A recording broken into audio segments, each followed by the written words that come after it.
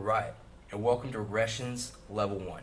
Now, this is going to be an incredibly simple video where I just want to kind of talk about what is a regression and a line of best fit and a scatter plot. So, let's kind of start with this first word of a scatter plot, and you've seen quite a few of these. So we have a scatter, there's two T's there, I was a little lazy, scatter plot.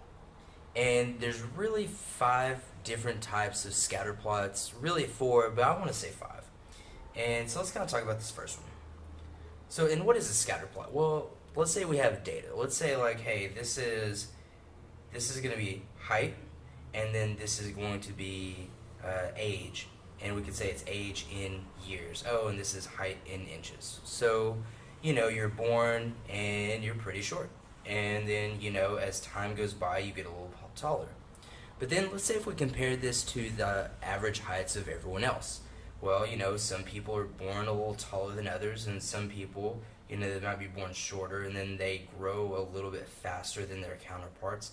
But more and more data essentially kind of gives us this idea that as time progresses, height is going to increase, and it's going to essentially increase in sort of a linear fashion. So this very first one that I want to talk about is going to be called a positive correlation. And what is a line of best fit?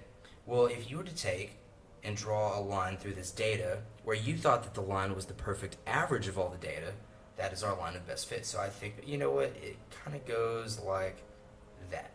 So there's our line of best fit. We see it's linear, we see it's positive, so this is a positive correlation, and we know that any linear positive correlation has the parent function of a linear function, which is y equals mx plus b. Okay, so that's going to be a positive correlation. We'll just write that, positive correlation. Okay, so let's go ahead and talk about its counterpart. Let's say, hey, this is, let's call this time. And then let's say that over here, this is going to be, let's say this is like a monthly paycheck. So, some people, they get their paycheck and they make a lot of money. Some people get their paycheck and they make, not that much. But then, this is going to be money over time. So what happens? They have to start paying bills. They have to start buying things. Hey, you need a cup of coffee.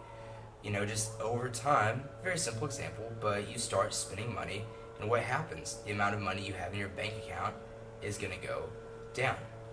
So this too, if we were to draw the line of best fit, essentially gives us a linear function. So we know that its parent function would be y equals mx plus b. However, make one note here. Just understand that in this case, the slope is going to be negative. Now, this would be a negative correlation. Alright, so here are kind of our 2 different ideas of a linear positive and a linear negative correlation. Now, broadly speaking, something else we could talk about.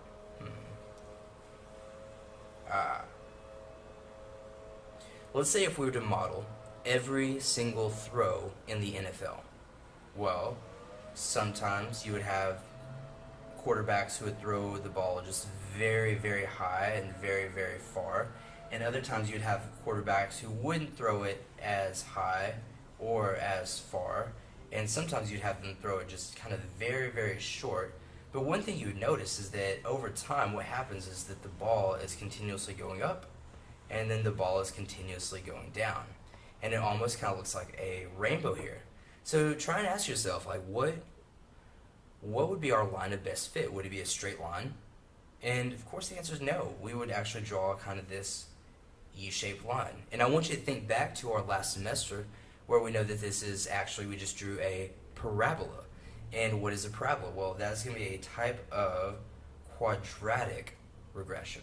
So let me go ahead and just write that first, is a quadratic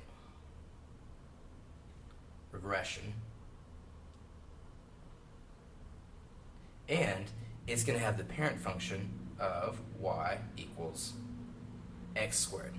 So remember, these parent functions are very important because they just kind of tell us the general idea of the graph with no specifics. And so we have a linear positive, a linear negative, and a quadratic regression. By the way, in this one, since it's going up and then going down, technically this would be a negative quadratic regression. Okay, let's go ahead and move on. Okay, so let's kind of talk about this graph right here. Here I have investments, and here I have value.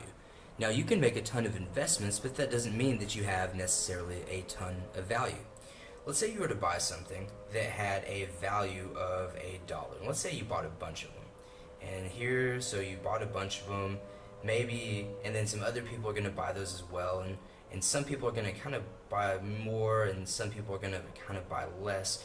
But over time, what's going to happen to those investments is they're going to increase in value.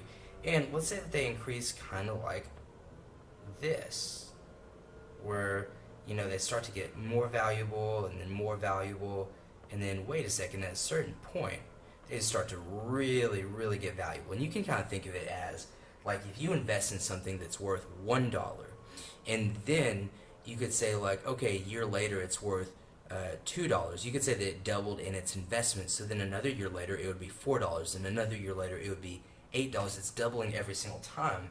And so you can tell that, like, over time it's going to increase very, very rapidly. So this is not a U-shape. You might think it's half of a U-shape, but if we were to draw the line of best fit, we'd say, hey, it starts out kind of flat, and then it curves. And I think that keyword, curve, is the one you want to focus on. And so what I would say is that this is an example of an exponential regression. And by the way, I want you to think back to what is the parent function of an exponential. Well, that's going to be y equals, I'm going to write b, where b simply stands for the base, b to the x. Or you might see it like this, y equals a b to the x. I think this is the more technically accurate version of the parent function. And just remember, a is essentially where you start. So in this example, if our value was $1, well, then we have $1 right there. Okay, we've got one more type of scatter plot to talk about. And let's go ahead and let's kind of make up something silly. Let's say, hey, this is shoe size. And let's say that we're talking about adults. So there's no children here. We're just talking about adults. Here's shoe size. And then here is IQ, the measure of your intelligence. And let's see, what do you think intuitively? Do you think that people with larger shoes, are they smarter? Or do you think that people with smaller shoes are smarter? And in fact, the two things aren't related. So you could have here one person with a really big shoe who's not that bright. Here you could have someone with a really small shoe who's super intelligent. But you could also have someone with a big shoe who's, you know, a little smarter than average. And you could have someone with a small shoe that is a little bit less than average in intelligence. So as you look at it, what you would see is you would see people just kind of all over the place. So the question becomes, could you model that with a straight line? No. Could you model it with a U, a parabola? Could you model it with a curve? And the answer is no. There's no real way to model it. So when you see something like this, we simply call it no correlation. All right? There we go. All right, I hope that these help. And you know what? I think we'll do just one more example after this. Yeah, we need one more example. Okay, and here we have our last example, and this is a pretty common one. They'll say, you know, as the temperature increases, so temperature is going up, the number of sales of ice cream will typically tend to go up. Because think about it, it's a hot day. Well, in here, let's start out with a cold day. You know, on a cold day, do you necessarily want a lot of ice cream? No. But as the temperature increases, you and a bunch of other people, you're going to want more and more and more ice cream. And so we would say that these two things are very, very highly correlated. Now, just because the temperature goes up, does that necessarily mean you're going to buy ice cream? No, so I would say this is probably more of a correlation than a causation, okay? Now, if we were to draw our line of best fit, we would see it'd be something like that. I guess the last thing I really want to talk about, I want to talk about things that make sense. So let's talk about a couple of things. Question number one, will this graph always be linear? And the answer is no, absolutely not. Think about this. Temperature, here it is, let's say it's 60 degrees Fahrenheit. And as we go over, we live in Texas, it gets pretty hot. Say it gets up to 120 degrees Fahrenheit. Man, people are going to really want that ice cream. However, let's say it hits 160 degrees Fahrenheit. So hot that we literally can't survive. Well, I have a feeling that ice cream sales are going to plummet. So, on a graph like this, if I were to ask, is it going to be linear forever? You would say, probably not. But we're really, so sometimes we can look at a graph in kind of an accepted region. We're not looking at it forever, we're looking at it on kind of a finite scale. Let's ask another question.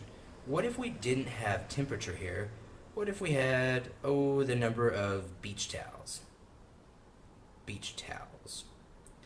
Now, does the number of beach towels people buy, does that make people buy ice cream? Are those two things directly related? And the answer is probably not. But they are correlated. They're correlated because as you buy more beach towels, it's more likely that you're going to the beach. What would be nice to have at the beach? Ice cream. Okay, so a lot of these scatterplot questions, they're not going to be so much focused on the math, but they are going to be focused on you analyzing and you making a conclusion. There's a lot of SAT questions like this. So I hope this kind of helped as just an extension for problems. I believe it's going to be 4 and 5. Alright, I'll see you guys in our level 2 video.